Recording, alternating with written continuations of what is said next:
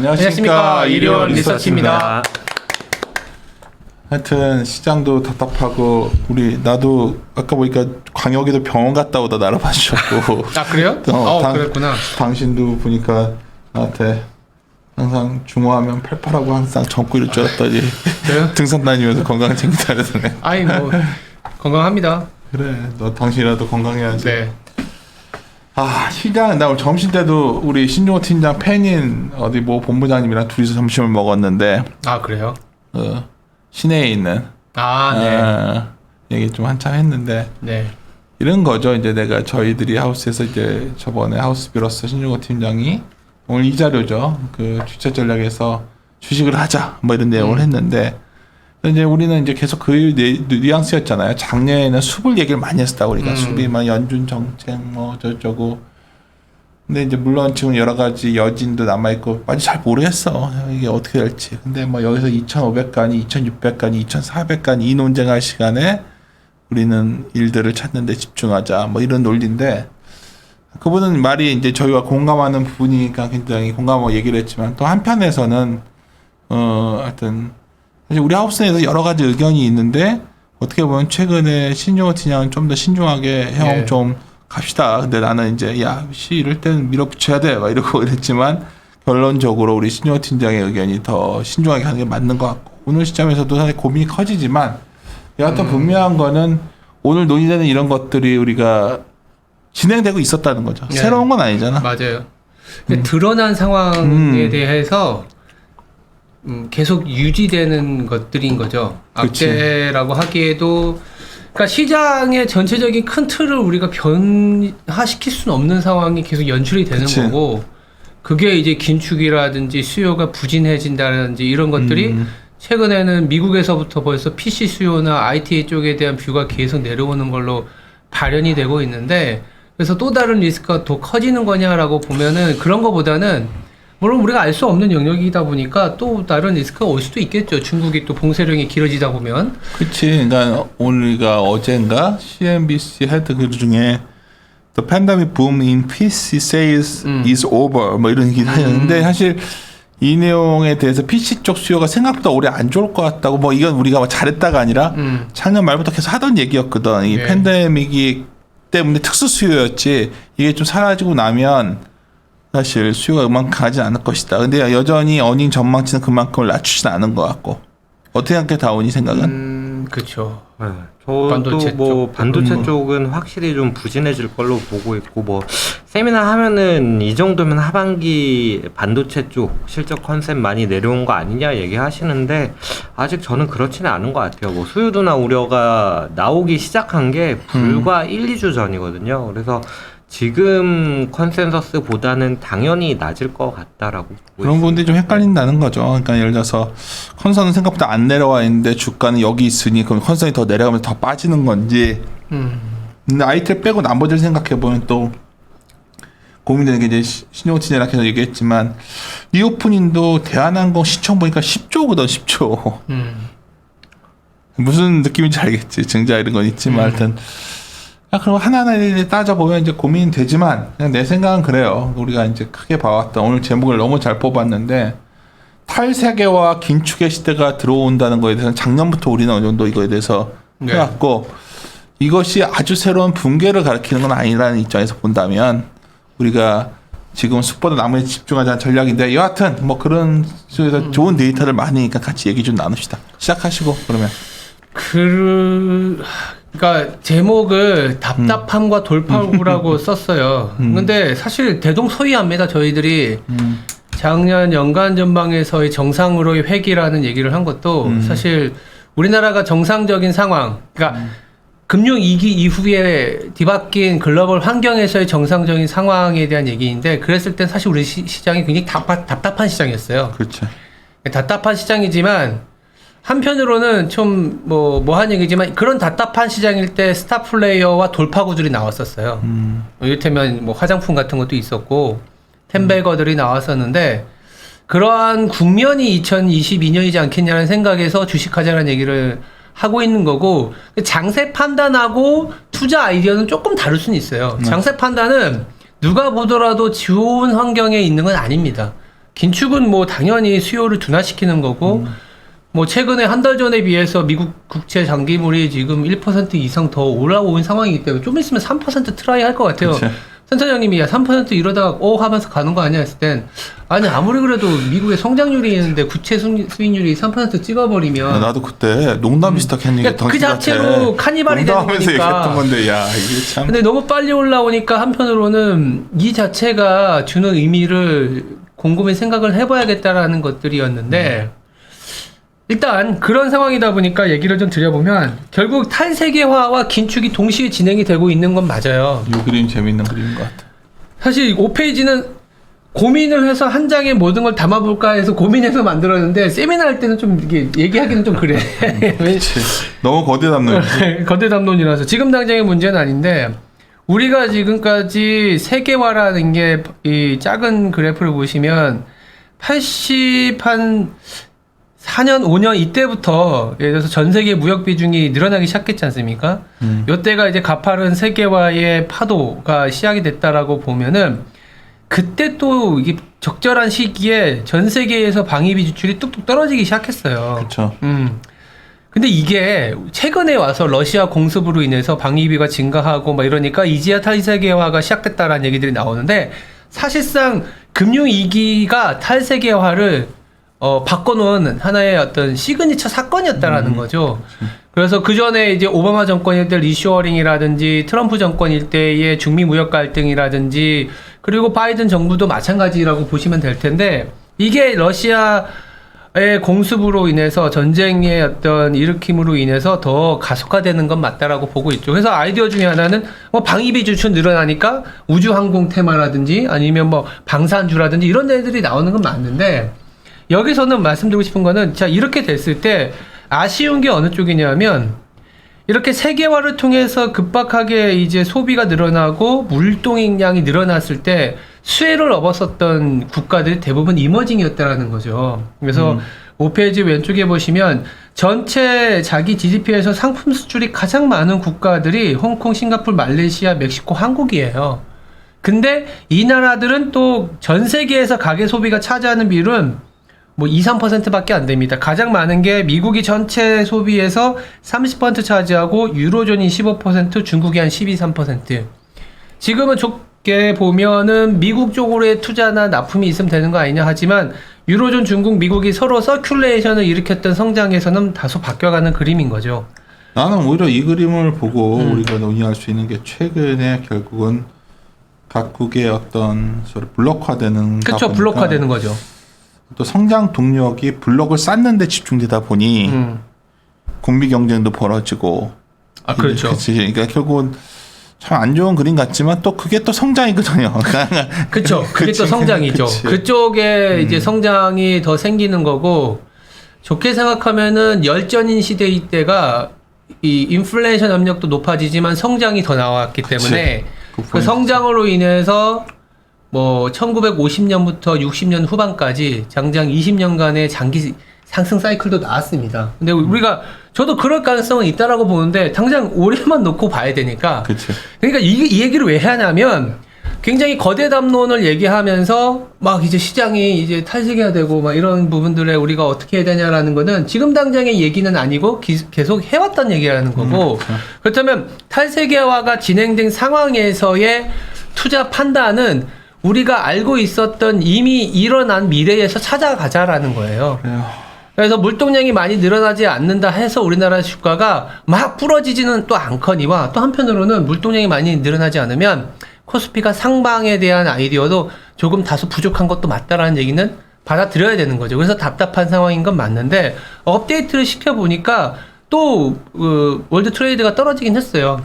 이 그림을 내가 어디 세미나 갔다가 질문을 받았어요. 우리가 처음 우리가 이 데이터를 썼던 게 이렇게 푹 빠졌을 때거든요. 네. 전체적으로 글로벌 교육이 준 거 아니냐 했는데 이건 교육은 회복됐거든. 이게 이머징만 빠진 거거든요. 교육의 형태가 이걸 다른 말로 하면 이머징 쪽에 유리하지 않은 형태의 교육 회복이었다고 추론해도 될까요? 그럴 수도 있죠. 왜냐하면 팬데믹 이후의 수요에서 그러니까. 기본적으로 우리가 이머징의 회복이 일부 이제 이머징 우리나라를 비롯한 수출 제조, 그러니까 하이 퀄러티 국가들은 좀 괜찮았었는데 그 밑에 있는 국가들은 사실 많이 배제됐지 그러니까. 않습니까? 요게, 지금도 이게 더 많이 배제되는 상황으로 가는 거죠. 이걸 내가 질문을 좀 날카롭게 바꿔서 이게 탁 올라와 있어서 참 이렇게 곤혹했는데 이번에 이런 게 있어요. 신중호 지나다가 내가 집에 가서 뒤져보고 그 책 얘기 좀 해줄게요. 네. 뭐냐면 내가 몇 년 전에 그 인구 관련된 책을 읽다가 그때 진짜 생뚱맞은 얘기가 나왔었거든. 거기에 무슨 얘기가 나왔냐면 결국은 중국의 생산 가능 인구가 줄어들게 돼 있기 때문에 인플레이션이 난다는 주장이었거든. 왜냐면 디플레이로 수출했던 나라니까. 그러니까 그러면서 이게 다른 형태는 결국은 또 이 교역이 이제 잘 꼬이면서 인플레가 날 가능성이 있는데. 그럴 수도 있죠. 그래서 그런 인플레이션 시대가 왔을 때 신용호 진양이 요새 맨날 우리한테 얘기해주고 있는 자동화, 로봇. 그게 그 얘기는 나온 거거든. 맞아요. 근데 그 책 제목이 생각 안 나가지고 내가 책도 사놓고 안 읽을 책이 하도 많아가지고 이렇게 쌓여 있으니까 네. 못 찾겠어 지금 제목이. 근데 내가 며칠 전에 국도리 생각을 하다가 신중호 지장이 나한테 맨날 말하는 로봇 그러니까 거기도 와서 로봇 관련 이제 여러 가지 종목 듣고 최근에 또 내가 가끔 현대차 그룹 얘기하면서 로봇 얘기를 하잖아요. 맞아요. 그러니까 그런 사이클 하는데 이게 사실 다 연결되는 거지. 그러니까 맞아요. 여기에서 데이터 회복되는 구간에서는 결국 코스트 문제가 생기니까 자동화 쪽으로 해서밖에는 맞아요. 안 되는 거 아니겠는가. 맞아요. 우리가 이제 자주 못 만나니까 우리 서로 네. 바쁘니까 리쇼어링이라든지 이런 코스트를 다운시키고 고령화가 그런 진행이 기업을 되는 것들. 찾아야겠다는 생각이 강하더라고요. 그래서 우리나라 로봇 산업은 아주 중장기적인 테마로 갖고 가야 된다는 얘기는 뭐 격가지로 드리고 근데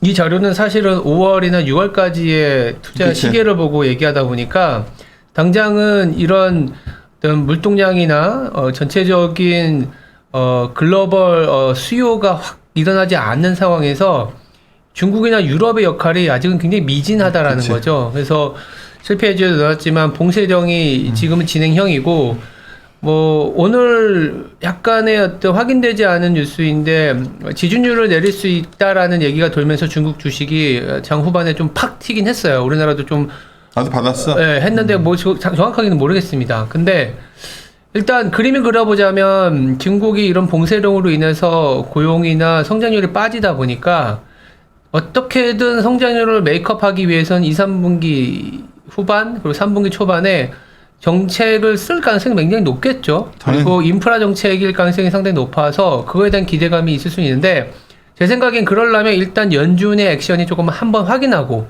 뭐냐면 물가가 한번 더 내려와 주는 걸로 봐야 된다라고 말씀드리고 있고요. 중국도 CPI는 돼지고기 가격으로 통제되고 있지만 PPI가 여전히 높은 수준이기 때문에 일본도 9.5% 나왔더라고 오늘. 그래서 물가가 계속 지배하는 상황에서는 이 디맨드로서의 역할이 둘 다 유럽이나 중국이 지금 만만치 않다라는 얘기를 드리고 그래서 8페이지 보시면 별거 없이 가운데 있는 차트가 사실 모든 거는 달러가 너무 강하다라는 거 지금 100포인트가 넘어갔잖아요. 100포인트가 넘어간 이유는 단순하게 보면 인플레이션에 대한 기대치가 너무 높으니까 계속 긴축에 대한 프라이싱이 들어오는 거죠. 달러 포지션 높아지고 있고 이게 굳이 4월달 거에 CPI 넣는 이유가 뭐냐면 3월달에 이제 러시아 전쟁에 대한 영향력이 오늘 4월달에 지표가 나올 텐데 백악관에서도 얼마나 높은 수치를 받는지 몰라도 어제 이례적인 코멘트를 하면서 놀라지 말라고 해놨지. 그래서 아마 높은 수준이 나올 거고 4월달에 또 중국 봉쇄령이 있었기 때문에 5월에 연준의 의사결정을 할 때까지도 물가는 아마 잘 케어가 안 돼 있을 가능성이 높겠죠. 그러다 보면 물가 때문에 시장이 안 된다라는 얘기들이 어떻게 보면 계속 될 수 있는데 그 하나의 어떤 풀리지 않는 지표가 달러화라는 거죠. 달러화가 상당히 고공권에서 잘 놀고 있다 보니까 외국인들이 한국 주식을 산다라든지 이머징 쪽의 자금 배분은 상당히 좀 더딜 수밖에 없고 수채 5월달에 50bp 올리고 6월에 50bp 올리고 5월, 6월에 이제 물가가 6, 7월에 나왔을 때 하향 안정화되는 모습을 보이면 실질적으로는 중국도 정책을 쓸 수 있는 그런 여력이 되겠지만 우리가 볼 수 있는 가시권에서는 여전히 달러가 굳건하다라는 부분들이 한국의 어떤 답답함의 연출이 연장이 되지 않겠냐라는 얘기를 드리고 있습니다. 근데 이제 이거는 주보에서도 넣어놨지만 이 리세션과 관련 논란들이 긴축을 통해서 그 어느 때보다도 지금 2년물이 기준금리에 20주 정도 앞선 흐름을 보이는데 올해 8월이면 뭐 기준금리 2.5에서 2.6까지 가는 거 아니냐라고까지 프라이싱을 하고 있어요. 그러니까 이미 장단기 금리차는 한번 역전이 됐었죠. 근데 이건 동의 안 할 수도 있는데 저는 리세션이 올 거라고 보고는 있습니다. 근데 언제일지 모르죠. 언제일지 모르는데 문제는 뭐냐면 리세션이 온다라는 생각을 아예 부인하거나 그것도 아닌 것 같고 그렇다고 리세션이 지금 오니까 아예 주식을 안 하거나 이것도 아닌 것 같아요. 그만큼 지금은 비전통 통화 정책이 많이 이제 끼어 있고 그래서 그림자 금리도 넣어놨는데 장단기 금리차 역전이 된다라는 거는 한마디로 대출 회수에 내지는 레버리지를 일으킬 수 있는 환경이 조금 더 뒤로 후퇴하다 보니까 경기 부진에 대한 리스크가 커지는 거죠. 그래서 저는 하이힐드 스프레드 계속 보자라는 얘기를 드리고 있고 하이힐드 스프레드가 지금처럼 안정적일 때는 그냥 주식 시장에서는 뭔가 그래도 이런 성장률에 대한 고민을 하고 있는 거를 반대로 가는 업종이나 이런 거는 그래도 계속 하자. 다만 워닝 시그널인 실제 5월, 6월에 가서 미국이 금리를 50bp씩 올렸는데 하이힐드 스프레드가 뭐 다 괜찮다고는 하지만 뭐 4%, 5% 아주 안 좋은 시그널인 6%까지 트라이 해버리면 그때는 모든 지표를 다 떠나서 주식을 팔자는 얘기를 할 수밖에 없을 것 같긴 합니다. 저희도 그 생각이에요. 근데 이제 네. 이런 거예요. 최근에 이제 여러 가지 이제 이런 상황이 오면 회사 내에서도 내가 리스크위원회 활동을 하니까 뭐 최근에 보면 그 해외 채권 투자했던 하우스들은 머리 아픈 것 같고 채권은 94년 채권 대학살 때보다 더 많이 빠졌다고 그러니까 하더라고요. 이머징 채권 쪽 포지션 높였던 데들은 진짜 전사한 것 같고 전사했죠. 전사했고 두 번째는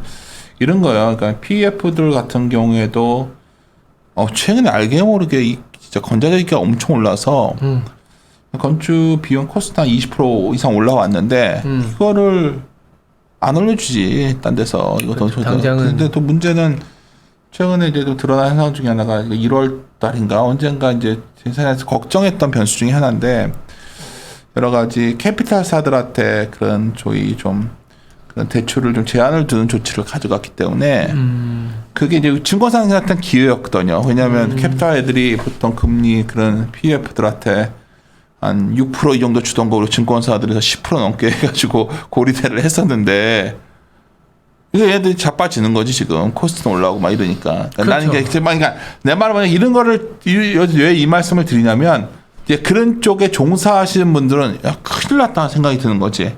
뭐 이거 그 세상에서 보니까 근데 여기서 반문을 해야 되는 거죠. 계속해서 원자재 가격이 올라갈 것인가? 그리고 금리가 계속해서 올라갈 것인가? 그래서 마치 이게 이제 막 영원 지속될 것처럼 공포에 사로잡히다 보니까 굉장히 내부에서 비관적인 얘기하시는 분들도 생기거든. 그렇게 맨날 얘기하다 보면. 근데 나는 방금 전 신용호 팀장이 중요한 말을 했는데 아직 하이힐드가 이렇게 위험한 수준에 안 왔고 네. 2분기가 지나면 물가는 하반기로 가면 좀 잡힐 것 같고 내 생각에. 그러니까 그게 저기 뭐 충분 조건이라고 해야 되나? 그게 조금은 좀 보여주면 좋을 것 같아요. 근데 그거를 이제 네. 그렇게 됐으면 하는 거지. 그러니까 그거를 앞서서 서베이 지표들이 어저께 미국장이 좀 많이 밀렸었던 게 뉴욕 연준인가요? 서베이 네, 지표가 나왔었는데 1년 후에 중간값이 기대 인플레? 6.5% 잡혀버리니까 6.6 나왔던 네. 것 같은데. 그러면 이제 그 우리가 예상할 수 있는 물가에 대한 통제가 안 되고 있는 건가? 왜냐하면 2년물, 10년물 이렇게까지 올라왔는데 물가에 대한 기대가 아직 안 꺾이다 보니까 실질적으로 연준의 액션을 보고 가자라는 심리가 우리는 그 꺾일 거라라는 전망만 갖고는 시장이 움직이지는 않을 것 같아요. 약간 그 부분에서 네, 내가 네. 나는 뭐 어차피 꺾일 건데 쫄지 그쵸, 마 이건데 그거를 좀 지금 어떻게 보면 뭐 시장이라는 건 앞서거니 뒤서거니 하고 그치. 뒤로 봤더니 역시 꺾인 걸 확인했었던 것들이다라고는 하겠지만은 지금 우리가 논리적으로 풀어놨을 때는 정말 우리가 한번 그 꺾이는 여지를 봐야 되니까. 왜냐면 이례적인 상황들이 너무 많았잖아요. 코로나 이후에. 그리고 단기적으로도 우리나라의 이제 치명적인 거는 10페이지 보면 우리나라 수출 증가율이 뚝뚝 떨어지고 있어요. 이거는 오래 봤는데 와 진짜 지금 3월 달에 10일까지 나오긴 했어요, 수출이. 근데 아무래도 지금은 3월 초순이기 때문에 근데 그 3%밖에 안 나왔어요, 전년 대비. 신신이야 과거에 이런 소순환 사이클이 꺾였을 때 네. 수출 증가율이 좀 내려오면 그게 오히려 바닥 아니었어? 근데 이게 이따가도 말씀드리겠지만 어. 마이너스 가서 마이너스 폭이 줄어들 때가 그러니까 그때. 그쵸. 그때가 주식하기 좋았던 지금은 타임이었구나. 근데 좀 빠르다라는 거죠. 지금은? 이게 지금은 마이너스권에 들어가지도 않고 결국에는 이따가도 말씀드렸지만 우리나라의 주식 시장이 추세적인 우상향이나 바닥을 잡을 때는 물가가 한번 꺾이고 나서 올라갈 때였다라는 거죠. 그러니까 물가가 지금 꺾일 거라는 기대만 갖고는 시장의 상단을 열지 못하고 꺾이고 나서 꺾인 부분에서 이제부터는 물가가 분기 이후에는 조금 약간은 뭐 돌 수 있겠네? 요랬을 때 시장이 올라갔었다라는 거기 때문에 이 얘기를 드리는 이유는 뭐냐면 우리가 수출 증가율이 3월 10일까지 관세청 기준으로 3%밖에 안 나와서 와 굉장히 많이 쇼크하게 나왔다라고 해서 안 좋게 보는 게 아니라 이거 그러면 많이 반영된 거 아니냐라는 얘기도 할 수 있는데 그거보다는 그 이후에 우리가 금리도 올리고 물가도 잡히는 것까지 순차적으로 확인이 돼야 된다는 거죠. 그럼 그 조건이 아직은 안 돼 있다라는 거고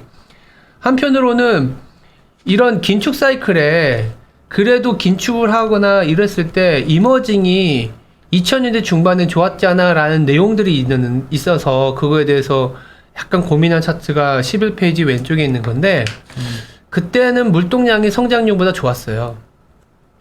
그리고 금융위기 이후에 탈세계화가 진행이 돼서 이머징이 좋았던 사이클은 언제냐면 충격이 와서 그 교역량이 단기적으로 슉슉 오버스팅이 나왔을 때 그때가 이머징이 좋았어요. 2010년이라든지 2017년이라든지 2020년이라든지 여기 막대 그래프로 보시면 세 번이 있지 않습니까?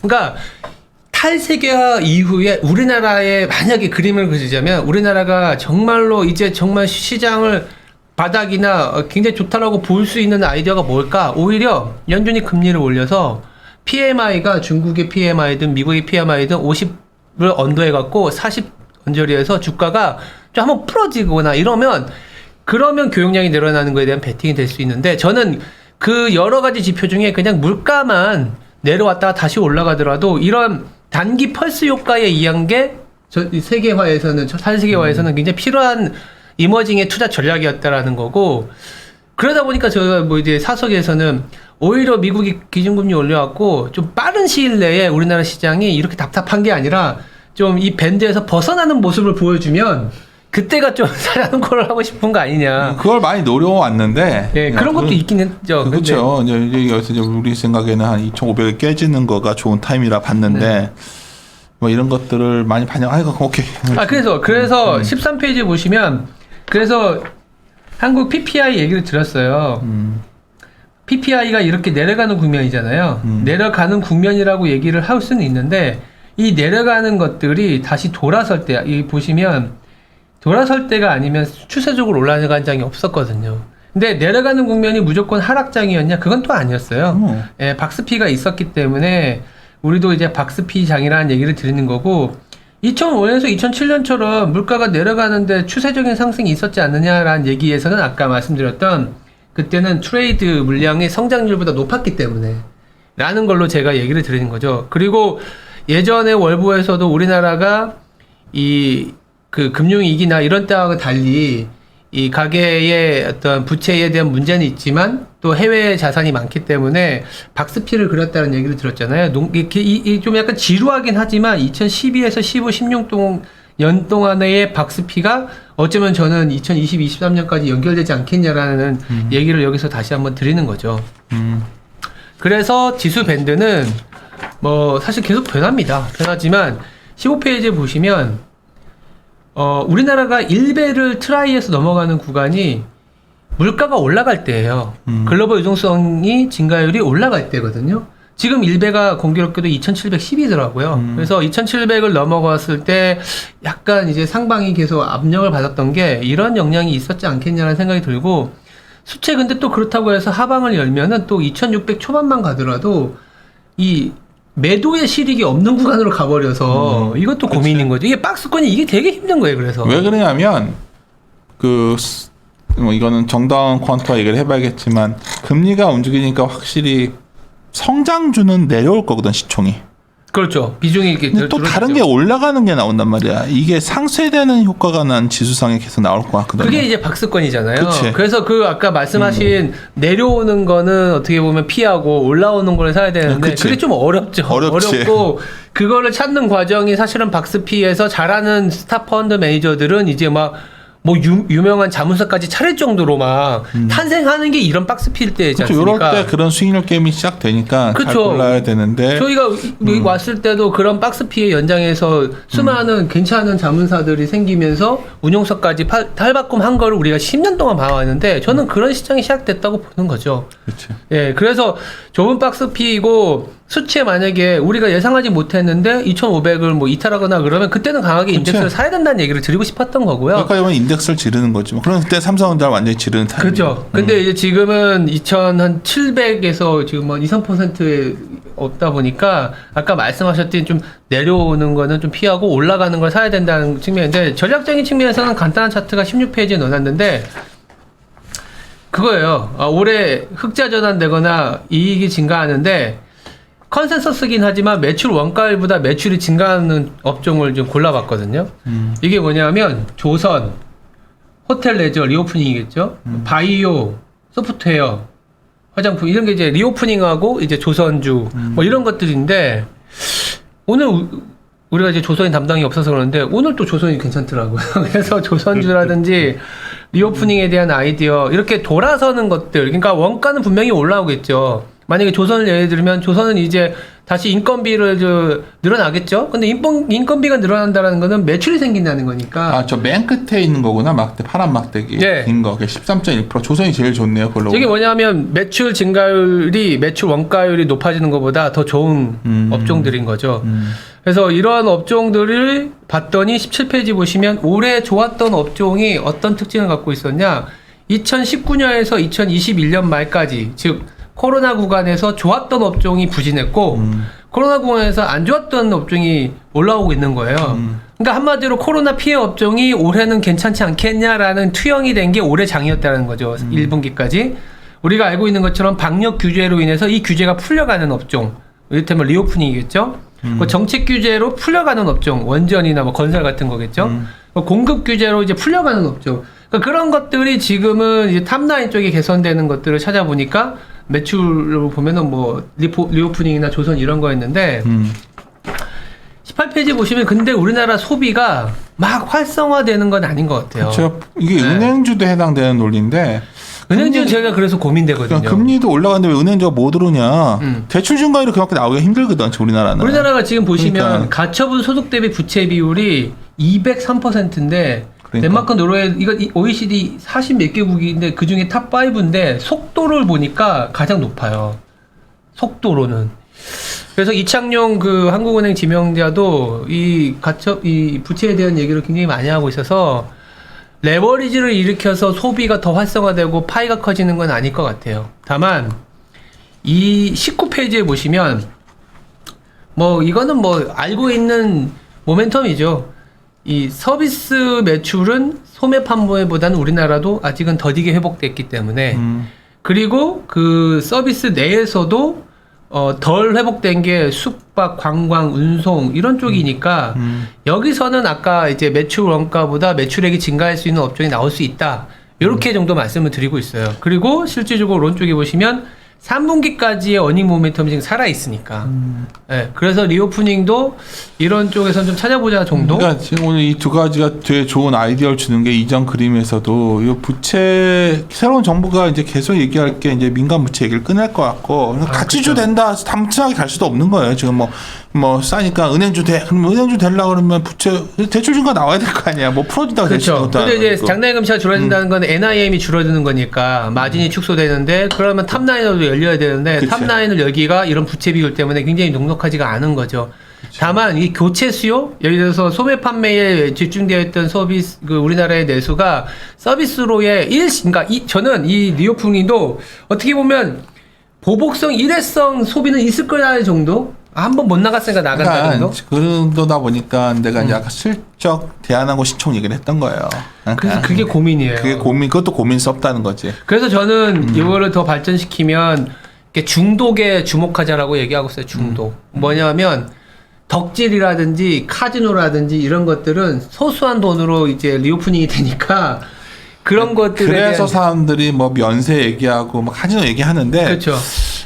저는 그래요. 그런데 이제 시장이 유동성을 막 급하게 다 증발시킬 정도로 회수하기는 쉽지 않다 보니까 그런 쪽에 모멘텀을 굉장히 주목할 것 같고 또 하나는 성장 논리를 또 찾을 수밖에 없는데 아까 우리가 우리 하우스에서 계속 주장하고 있는 어떤 생산성 부분 이런 것들이 또 의외로 빨리 시작될 것 같다는 거죠 지금.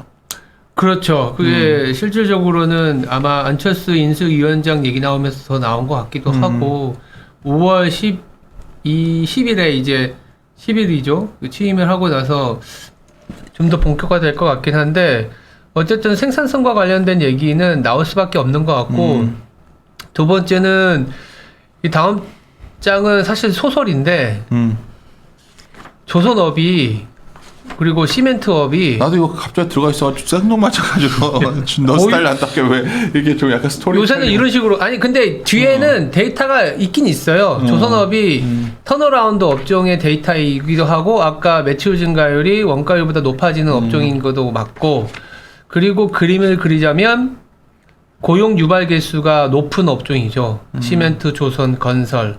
그리고 보시면 오른쪽과 왼쪽의 차이는 뭐냐면 사람들이 일을 하고 리오프닝이 되고 따뜻해지고 만나서 일을 해야 되는 업종이 왼쪽인 거고 시멘트, 조선, 건설 그냥 코로나 환경에서 집에만 있어도 되는 업종이 오른쪽 업종이거든요. 반도체나 통신기기. 그래서 보니까 정부 입장에서 신해양 강국에 대한 얘기도 했거든요. 그래서 이 시멘트, 조선 이쪽이 어쩌면 고용 유발이나 정책 모멘텀 있지 않을까라는 정도, 이 정도만 말씀을 드리고 21페이지의 바이오도 워낙 주가가 소외되어 있다 보니까 근데 우리나라에서 수출액이 저렇게 떨어지잖아요. 근데 수출은 그나마 좋은 게 또 이 바이오 쪽이더라고요. 의료기기 더불어서 의약품 쪽이 올라오고 있어갖고 저희 이제 제약 담당 애널리스트하고도 얘기하는데 나쁘게 보진 않더라고요. 근데 계속 소외돼 있어서 수출도 좋고 이게 언제 한번 흐름을 탈까 이런 고민이 있어요. 오히려 이거보다 나는 이제 이런 것들이 다 고령화 사회에서 가장 유명한 사업 중에 하나가 이제 생산 가능인 거 주는 이유 중에 하나가 결국은 생산 인구보다 돌봄 인구가 늘어난다 표현도 쓰거든. 고령도 안 된 사람들을 돌봐야 되는 사람들 늘어나서 생산성이 되게 떨어진다. 되게 아까 그 책 얘기인데 기억이 정확히 안 나서 근데 이제 그런 식으로 보면 이쪽도 바이오 쪽도 되게 자동화 뭐 이런 것들 있잖아. 자동 측정하고 뭐 이런 쪽으로 되게 투자들이 많이 가는 것 같더라고. 그렇죠. 그게 의료기기부터 그치, 기기 쪽 이런 전략적인 측면에서는 이런 아이디어를 한 거고 사실 이번에 자료에서는 이 데이터로 찍히는 투자 아이디어를 정다운 연구원이 조금 많이 공부를 해서 넣었으니까 저는 여기에서 이제 시장에 대한 얘기를 드린 거는 결국 우리가 다 알고 있는 재료들이 4월, 5월 달에도 시장이 계속 되풀이 되면서 나올 것 같아요. 긴축, 금리 올라가고 이런 것들이. 그래서 알고는 있지만 뭐 한마디로 달러가 계속 버티고 있기 때문에 외국인들이 막 사들어오는 장은 아닐 수 있다. 그리고 다만 이제 답답함 속에서도 돌파구를 찾아가려는 움직임은 그래도 시장 내에서 요번에만 있었던 거 아니다라는 얘기를 드리는 거죠. 탈세계화라든지 이런 것들이 그리고 긴축 사이클이 그런 상황일 때 오히려 많이 있었기 때문에 그 돌파구가 될 만한 업종이나 종목 아이디어를 잘 찾아보자 정도로 얘기를 좀 드리면 될 것 같아요. 실적 우리 펀트 얘기 좀 들어봅시다. 네, 뭐 실적 시즌이 이미 시작됐죠. 그래서 실적에 대한 얘기들 좀 드리고 투자 아이디어로 어떤 것들 가져가는지 좀 이어서 말씀을 드리겠습니다. 23페이지 보시면은 일단 1분기 실적 기대감이 상당히 높습니다. 뭐 매출이라든지 영업이익으로 보면은 거의 사상 최고치 기록했던 시기에 근접하는 수준까지 전망을 하고 있는 상황이고 손익 역시도 작년 1분기에 네이버 일회성 이익이 거의 15조 원 반영이 돼 있어서 이 부분 빼고 나면은 거의 전년 동기와 유사한 수준이라서 이익 기대가 상당히 좀 높다라고 말씀을 드리고 있어요. 근데 제목에서도 얼핏 눈치를 채셨겠지만 27페이지 가시면은 1분기 실적은 그럼에도 불구하고 달성 가능해 보인다라고 말씀을 드리고 있어요. 이거 양치 소년 됐어요. 이게 왜냐면 계속해서 좀 이게 안 나올 줄 알았는데 잘 나와. 이게 3월 달부터 조금 톤을 바꿔서 말씀을 드렸었는데 이익 전망치가 좀 더 하향되다 보니까 그리고 사실은 삼성전자를 비롯한 이제 초대형주들이 실적이 생각보다 잘 나오면서 오히려 또 달성 가능성을 높이는 요인이지 않나라고 보고 있고 영업이익률이랑 순이익률 살펴보면은 일단 왼쪽 위에 차트처럼 1, 2분기 상반기에 대해서는 전망치를 많이 내려놓은 상황입니다. 물론 하반기는 높기는 하지만 그런 데다가 이건 3월에도 뭐 자료에서 똑같이 말씀을 드렸는데 왼쪽 아래랑 오른쪽 아래 차트처럼 수출입 단가를 비교해 봤을 때 OPM 컨센서스랑 크게 다르지 않은 수준을 좀 가리키고 있어요. 그래서 상반기 적어도 1분기에 대해서는 마진율이 어느 정도 타당해 보인다라고 말씀을 드리는데 오른쪽 위에 차트처럼 수출 단가가 더 빠르게 수입 단가보다 훨씬 더 빠르게 내려오는 부분이 있어서 하반기 마진에 대해서는 아직은 조금 기다려 봐야 되는 시점 아닌가 이렇게 좀 말씀을 드리고 있습니다. 31페이지도 넘어와서요. 하반기에 대한 얘기를 말씀드렸던 거랑 마찬가지로 업종단에서 살펴보더라도 약간은 우려되는 부분이 안쪽의 차트를 보시면은 반도체가 지금 연초 이후로 4.5%포인트, 그러니까 코스피 전체의 컨센서스 변화율에서 반도체가 플러스 4.5%포인트를 보이고 있음에도 불구하고 코스피가 마이너스 1.1%예요. 그러니까 나머지로만 치면은 5.6%포인트 내려간 거라는 건데 내가 이거 보고 왜 놀랐냐면 이거 전화용 내가 어디 세미나 간다고 이거 네네. 얘기하다 만들었던 거잖아요. 네네네. 더 올라왔더라고. 2주 전보다. 이 올라온 게 전자가 그러니까. 실적을 잘 발표해가지고 그래서 그렇습니다. 하이닉스도 좀. 예. 그러니까 사람들은 이런 거지. 반도체 이렇게 숫자가 좋은데 실적이 함수라고 주장하면 이게 반도체가 올라가야 되는 거 아니냐 뭐 이런 말을 근데 하는. 이거에 대한 신뢰도가 지금 떨어져 있는 구간이다 보니까. 그치. 그쵸. 네, 오늘 삼성전자 네. 하락만 보더라도 이런 지표 보면은 사실은 밸류에이션 콜이 들어가야 되는데 오늘 아침에 남대정 부장도 이제 SK 하이닉스 1분기 실적은 예상보다 양호할 거라고 얘기하더라고요. 근데 문제는 2분기, 3분기에 대한 신뢰도가 오히려 맞습니다. 더 떨어지고 그러니까 있다는 내가 거죠. 남대정 PTR 할 때는 남대정 이형 거를 청가해서 하는데 업종을 그냥 뉴트럴 바꿀 생각 없는 이유 중에 하나가 결국은 테크 수요 문제인데 그렇죠. 그게 이제 왜 아직 컨센이 잘 반영이 안 되냐는 거지. 내 말은. 요새 많이 반영시키더라고요, 그래? 미국에서. 요새? 네, 57페이지 넘어가서 보시면은 57페이지? 네네네. 이게 반영이 안 되니까 고민스러운 거야 지금. 네, 이게 반영이 안 됐다고 하시는데 저희는 아니야? 이제 남대종 연구원이 좀 빨리 얘기를 했는데 미국 중심으로 살펴보면 어쨌든 금융시장의 허브니까 뭐 그 미국 중심으로 살펴보면 IT 수요에 대한 얘기가 나오기 시작한 게 불과 한 2주 정도밖에는 안 됐어요. 그런 종목들이 아직은 뭐 애플 같은 큰 종목에 대해서는 서비스라든지 이런 부분들이 있어서 본격적으로 부정적인 얘기를 하는 거는 아닌데 대리라든지 HP 같은 쪽에 특히나 PC 수요에 대한 언급을 많이 하고 있고 더불어서 의류 업체들까지도 수요에 대한 우려를 얘기를 하고 있어요. 이렇게 자료를 썼는데 마침 또 어제 미국장에서 엔비디아가 많이 빠졌거든요. 요새 엔비디아 난리야 계속. 네, 그런데 그 이유를 살펴보면은 어떤 뭐 투자 회사에서 조금 부정적인 의견을 냈더라고요. 그 의견을 내면서 얘기했던 게 과잉 재고 그리고 GPU 단에 있어서 주문 취소가 좀 시작됐다라는 얘기를 했거든요. 그러니까 수요에 대한 부정적인 전망으로 바뀌기 시작한 지가 얼마 안 된 상황이라서 아직은 컨센서스가 변화하진 않은 것 같아요. 근데 1분기 실적 시즌을 기점으로 혹은 이제부터는 약간 이 컨센서스도 하향되는 모습을 보이지 않을까 이렇게 좀 보고 오케이. 있습니다. 예. 다시 돌아가서 400페이지로 갈까요? 다시 돌아가기 전에 뭐 한국은 일단 저 정도 얘기하고 뒤에서 이제 종목 아이디어 좀 얘기를 드릴 거고요. 미국 쪽은 52페이지 살펴보면요. 미국 실적에 대해서는 딱 보면은 들어오는 부분이 어떤 거냐면은 순이익 같은 경우에는 1분기를 기점으로 해서 이익이 조금 증가율이 좀 턴하는 모습을 기대하고 있고 매출액 같은 경우에는 꾸준히 하락하는 모습을 예상을 하고 있어요. 그 말은 결국 1분기 기점으로 마진율에 대한 개선 기대감을 반영을 해서 이익이 좀 좋아지는 그림을 전망하고 있다라는 건데 54페이지 살펴보면은 약간 걱정되는 거는 있어요. 이게 어떤 거냐면은 왼쪽 위에 차트 보시면은 1분기에 대한 이익 컨센서스는 낮추면서 2분기는 약간 올리고 3분기는 좀 더 올리고 이런 모습을 보이거든요. 이거 왜 이러지? 난 낮춰줄 줄 알았는데. 그러니까 이거는 추정이에요. 그냥 감으로 생각해 보면은 약간 그런 거죠.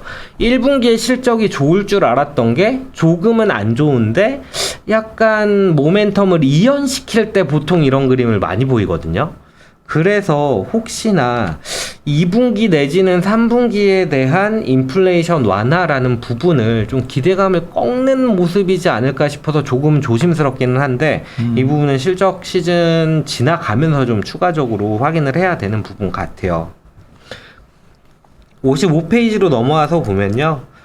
그러면 이렇게 마진율 개선된다라는 부분에 있어서 무엇이 좀 전제되어 있냐 살펴보면은 업종단으로 살펴봤을 때 에너지, 화학, 금속 및 광물 결국 원자재 관련된 애들이 1분기를 고점으로 해서 혹은 4분기를 고점으로 해서 마진율이 좀 빠지는 모습을 예상을 하고 있고 반대로 공급망에 대한 부분들 혹은 리오프닝과 관련된 업종들에 대해서 1, 2, 3, 4분기에 대해서 이익 마진율이 개선되는 그림을 예상을 하고 있거든요. 이게 미국이죠? 미국. 네, 미국 맞습니다. 네, 미국이기는 하지만 세부 분류로 내려온 것 같은데?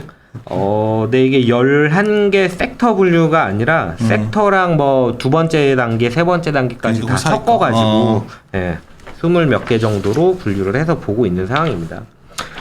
그런 전제가 되어 있다라고 보시면 되는데 56페이지 넘어가서 보시면은 당장은 저희도 2분기에 미국 기준으로 봤을 때 CPI가 정점을 찍을 거다라고 보고 있는 상황이라서 아직은 판단하기에는 좀 이른 시점인 것 같아요. 그래서 미국 실적 시즌에 대해서 1분기 실적이 컨센을 크게 언더할 거다라고까지 얘기하는 거는 아니지만은 분명히 큰 폭으로 서프라이즈 나오던 거에서 둔화되는 그림이 나올 거고 가이던스도 역시 인플레이션 우려를 조금은 더 반영할 수가 있거든요. 그래서 당장 시장을 돌리기에는 과거에 지나간 일이라고 하면서 인플레이션에 대한 우려를 묻고 가기에는 아직은 좀 이른 시점이다 이렇게 보고 있어요. 그래서 내가 좀 성급해. 나는 이게 이제 결국은 하반기 가면 최근 유가가 좀 꺾이면 이게 좀 주춤해지고 두 번째는 결국 금리를 올린다는 생각이 들면 미국의 부동산 가격도 좀 주춤해지면 사실 부동산 영향도 컸잖아요. 미국에. 그러니까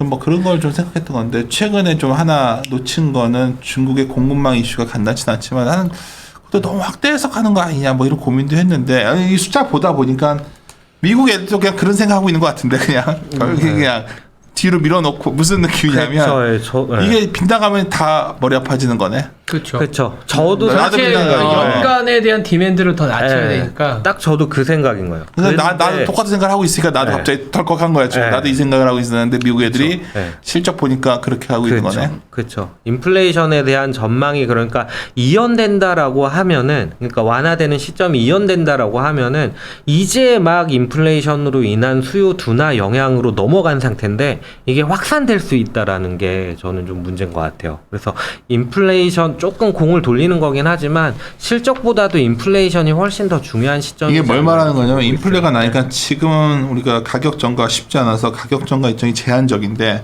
물가는 좀 잡히면 그때 가면 이제 올라온 거에서 이제 마진이 많이 늘어나니까 그거잖아. 지금 그러니까 뭐 이해하시겠지. 그러니까 하여튼 그거를 난 당연히 생각하고 지금이 위험이 커질 듯 보이지만 사실은 이게 기회라고 보는 건데. 그래서 제가 이게 동일한 선상에서 그렇게 생각해서 예전에 금리 올리면 그렇게 잡혔었던 거를 판단하는 시점으로도 활용할 수는 있지만 지금은 그 이례적인 상황과 이 방역과 전쟁이라는 것 때문에 정말로 꺾이는지를 확인하는 구간을 가야 된다라는 거죠.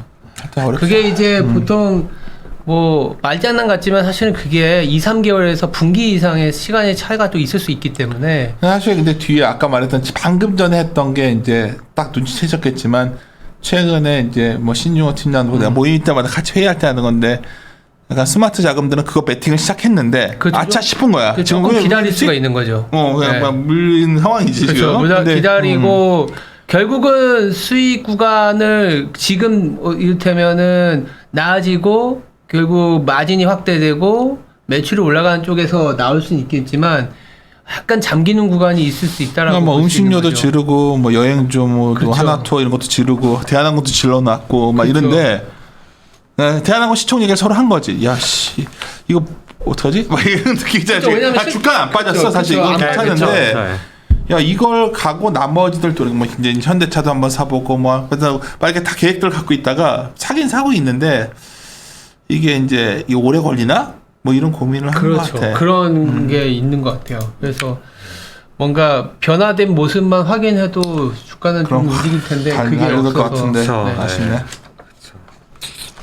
뭐 실적 시즌 얘기할 때 제일 무서워하는 게 사실은 실적은 안 좋아도 이제 괜찮아질 거야 라는 얘기가 나오면서 지수가 턴어라운드란 턴어라 할 수가 그치. 있는데 그런 시기로 보기에는 아직은 저는 좀 이르다라고 판단하고 있습니다. 특히나 미국 쪽에 대해서 그렇게 생각을 하고 있어요.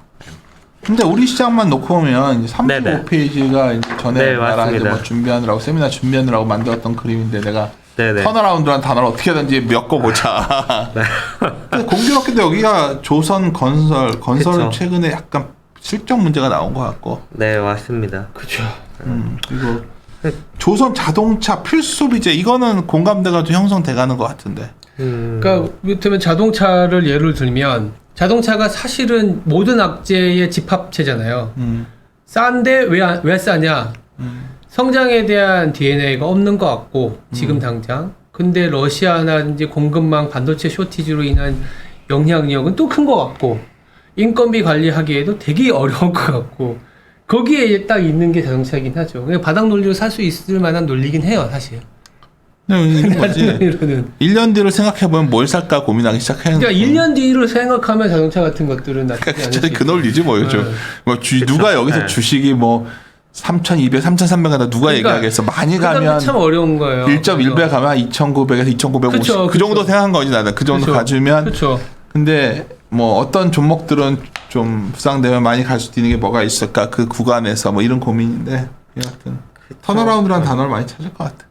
그러니까 실적 그러니까 너무 좀 시장이 어려운 것 같아요. 뭐 이제 워낙 저가에 있는 종목들 업종들이 많은 상황에서 이거 잠깐 올랐다가 다른 것도 잠깐 오르고 그러니까. 이런 좀 시장이라서 접근하기가 수치로 봤을 때도 상당히 좀 어려운 상황이거든요. 그래서 좀 단순하게 접근을 해봤어요. 당장 컨센서스 상으로 놓고 보면 1, 2분기에 좀 좋아지는 업종들이 뭐냐라는 측면에서 잡아보니까 이렇게 5개 업종이 잡히더라고요. 그래서 이 5개를 그러면 어떻게 판단을 해야 될까라는 부분에 있어서는 각 업종별로 좀 고민을 해봤어요. 그랬을 때 저는 손쉬운 접근은 필수 소비재 쪽이라고 생각을 하고 있고, 예.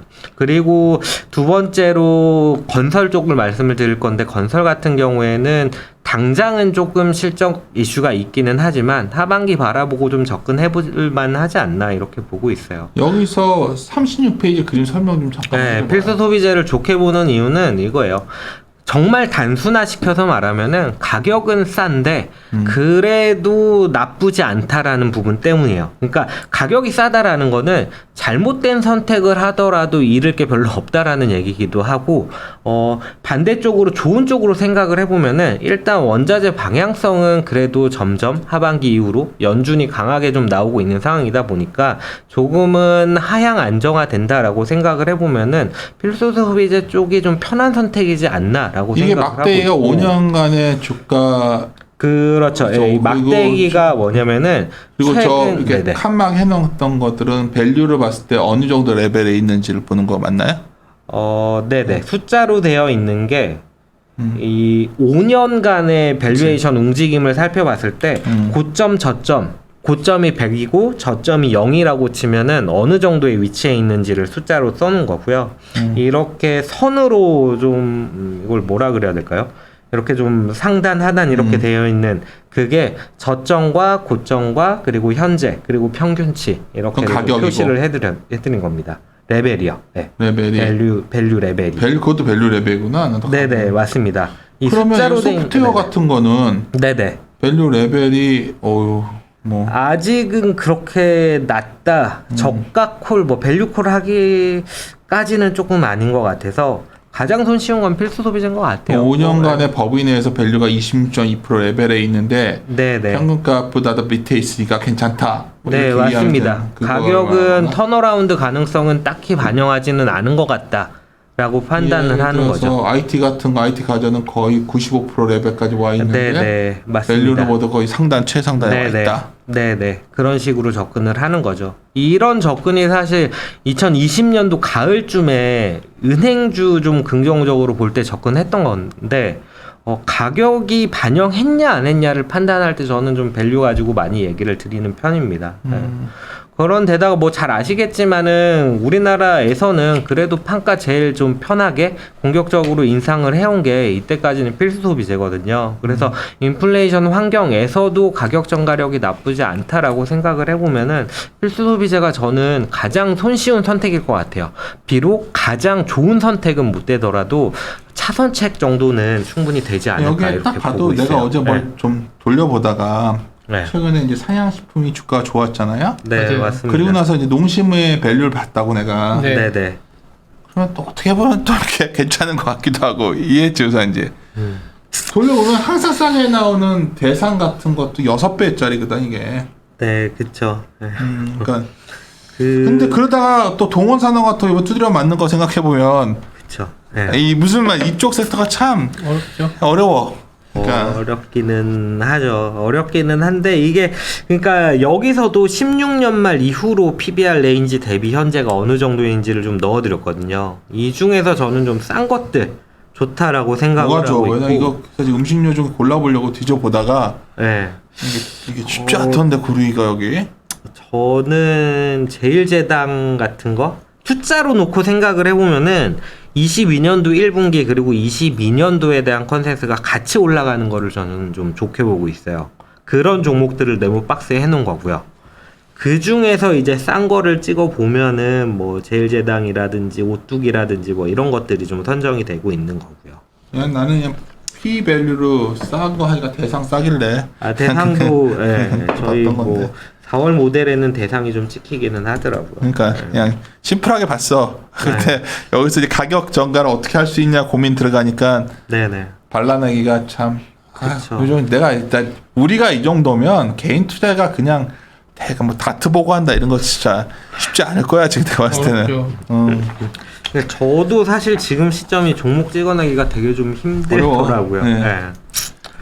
뭐 어쨌든 그런 상황이고 건설 쪽은 말씀하셨던 대로 1분기 실적 이슈가 있어요. 38페이지는 뭐 정책적으로 될 거다라는 그건 다 얘기를 아는 아마 얘기고. 김세련 연구원이 얘기를 드렸을 거고 39페이지 보시면은 건설도 시총 큰 애들을 좀 종목들을 넣어놨는데 공통적으로 22년도 1분기 실적 컨센서스가 하향되고 있어요. 그래서 그러니까 이게 조금 걸리기는 하는데 건설은 어찌됐든 우리나라 정부의 여력으로 진행을 할 수 있는 업종이라는 점에서 저는 좀 정책 모멘텀이 그래도 강한 업종이지 않겠느냐라고 건설 접근을 하고 업종을 있어요. 마이크로 했었기 때문에 이거에 대해서 질의가 오고 답변하는 과정에서 이제 이런 아이디어도 하더라고. 이제 최근에 보면 미국도 결국은 쉘 쪽을 투자를 늘리듯이 글로벌하게 유가가 뭐 막 무너질 것 같지는 않아서 네네. 그러면 이 소위 이런 에너지 관련의 익스포저가 있는 건설 네, 그쵸, 엔지니어에서 그쵸. 그거를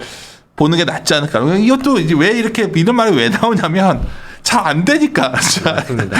뚜렷하게 보이지가 않는 시장인 것 같아요. 정말. 반면 건자재는 확실히 좋은 것 같긴 합니다. 시멘트 같은 거, 쌍용씨 그렇죠. 이런 게 뒤에 그 네네네. 증설한 거와 관련돼서 네네네. 괜찮더라고 저는. 그래서, 왜냐하면 네. 쌍용씨 같은 경우가 우리나라에서 내수 비중 1등이더라고요. 공부해 보니까. 그리고 그 에너지 대체율이라고 네네네. 해서 이 그 안에서 비료도 만들고 단순히 시멘트만 아니고 그래서 여기에 올라와 있길래 네, 그 그쵸. 뒤에 네. 그 말씀하시겠지만 증설 인수와 관련된 그쵸. 나도 봤어. 네, 그래서 이거 전에 한번 내가 쌍용 씨 또 보고 있죠. 아시아 네, 시멘트와 그쵸. 함께. 시멘트 업종이 유연탄 때문에 안 좋은 건 맞지만 그게 이제 오히려 녹아내면 다 지금 그런 상황이야. 다 원가가 완전히 올라와서 그러니까. 이게 이제 인차지면 뭐 그래서 참 어렵긴 한데 그래도 기업 단에서 이런 변화들이 있는 걸 좀 찾아보려고 노력을 하는 거죠. 그렇죠. 그렇게 봤을 때 실적 가시성이 높은 게 뭘까?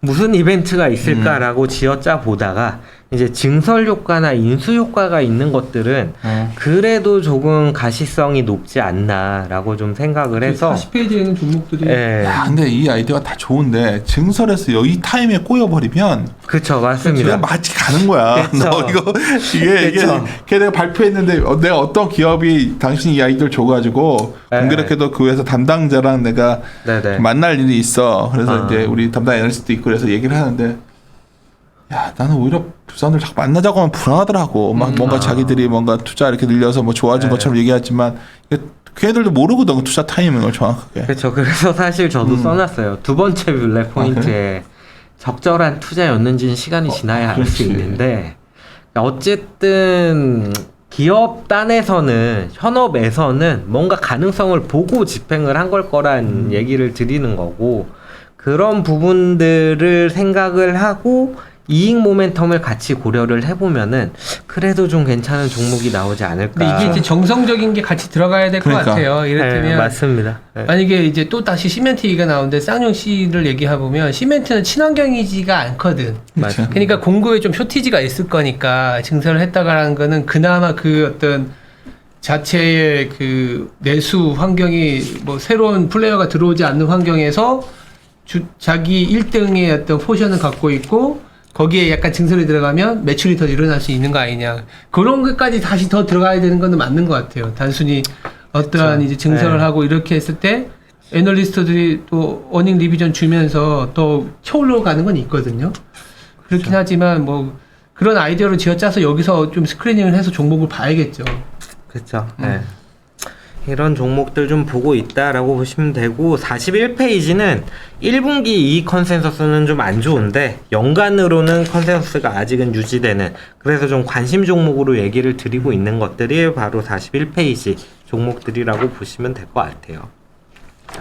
그 뭐 마지막으로 투자 아이디어 말씀을 드리는 거는 뭐 꾸준히 말씀드려왔던 배당 성장주입니다. 저는 그냥 다른 거 다 이쪽만 난 저는 좋아 보거든요. 그러니까 사실은. 배당 성장이 당연히 좋아 보이는 게 예. 최근에 스타일 보면 배당 스타일이 다 좋았고 맞아요. 내가 아침에 예. 다오나 너한테 내가 계속 뭐 예. 물어봤잖아 통화하다가 예. 갑자기 오늘 퀄리티 스타일의 정의를 말해달라는 거야. 근데 내가 이제 ROE 높은 거요 뭐 이랬는데 세밀하게 알고 싶은 거야. 아. 왜냐하면 자기가 뭘 그냥 보다가 네네. 성과를 봤더니 퀄리티 스타일이 좋았거든. 맞아요. 네, 그게 이익률부터 이게- 시작해서 근데 내가 잘못 말해줬더라고. 내가 그때 뭐냐면 이 영어 이익 좋은 거였대. 그게 아니라 ROE 높은 네, 거였더라고. 맞습니다. 내가 ROE 가- 쪽팔려가지고 다시 전화해줬어. 내가 퀄리티에서는 ROE 쪽이 가장 좀 성과가 좋은 팩터 중에 하나입니다. 예.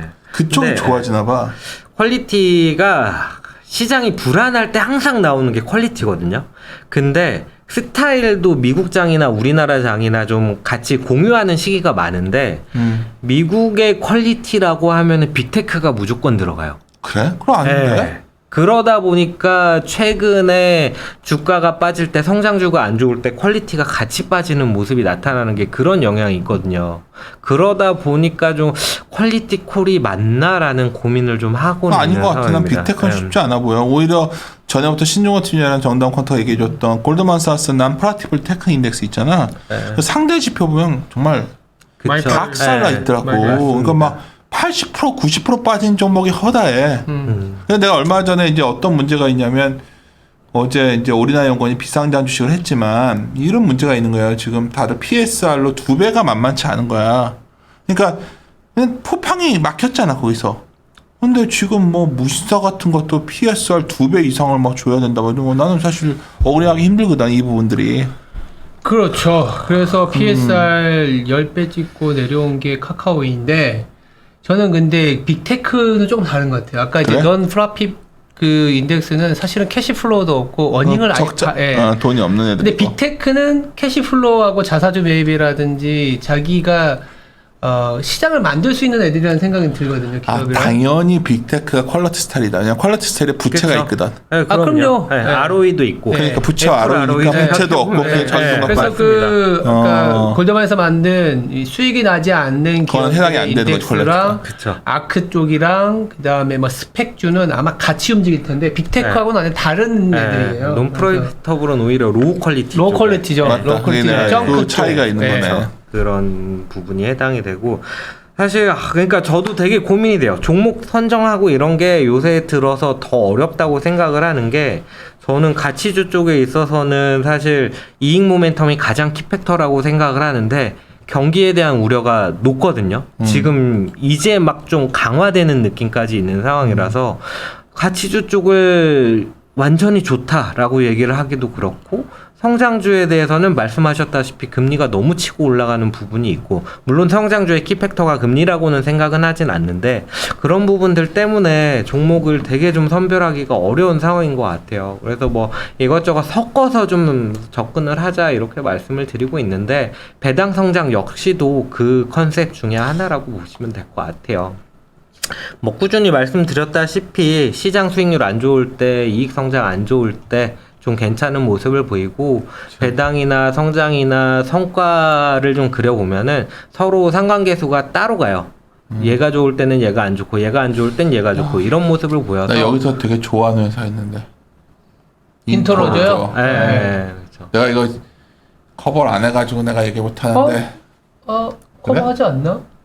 인터로저도 좋아하고 렌즈 회사 아닌가?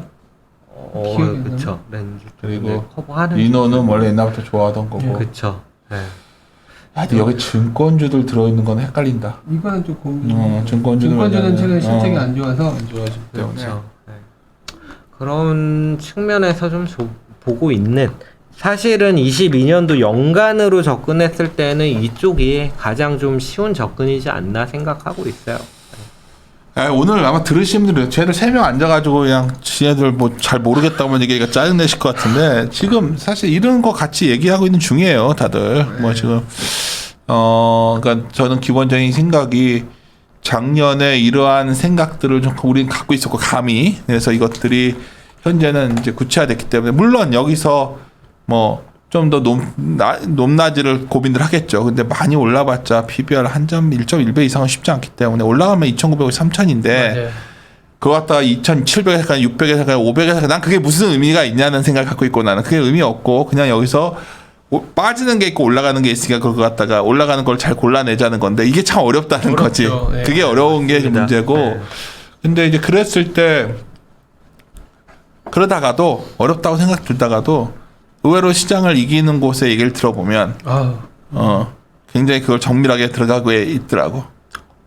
그래서 그런 쪽 노력을 우리가 섹터들이 많이 해주면 좋은데 지금 최근에 여의도에 섹터 애널리스트 숫자도 많이 줄고 아무래도 그 밑단까지 많이 본 사람들이 줄어들어가지고 그게 좀 어렵더라 더. 하여튼 뭐 여전히 저는 주식을 하자는 입장인데 신종호 팀장은 어떻습니까?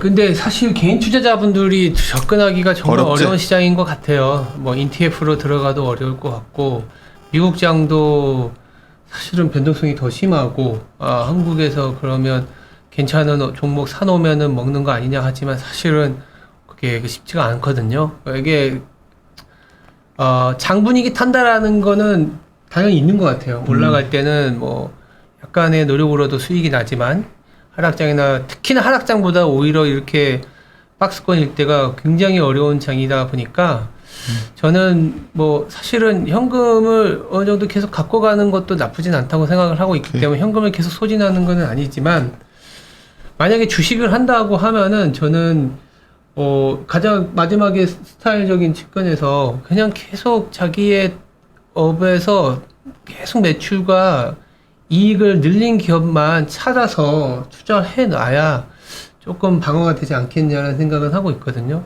그리고 나서 실질적으로 뭔가 이제 좀 뭐 정책적으로 보면 탑다운을 보는 입장에서는 정책적으로 봤을 때 뭐 물가가 이제 마이너스 오고 디플레이션 압력 커지고 뭐 위기가 온다고 하고 이럴 때가 있잖아요. 지금은 막 인플레이션 압력이 심해지니까 이런 얘기지 사실 진짜 인플레이션 꺾이면 또 디플레이션 온다 이런 얘기가 나올 거예요.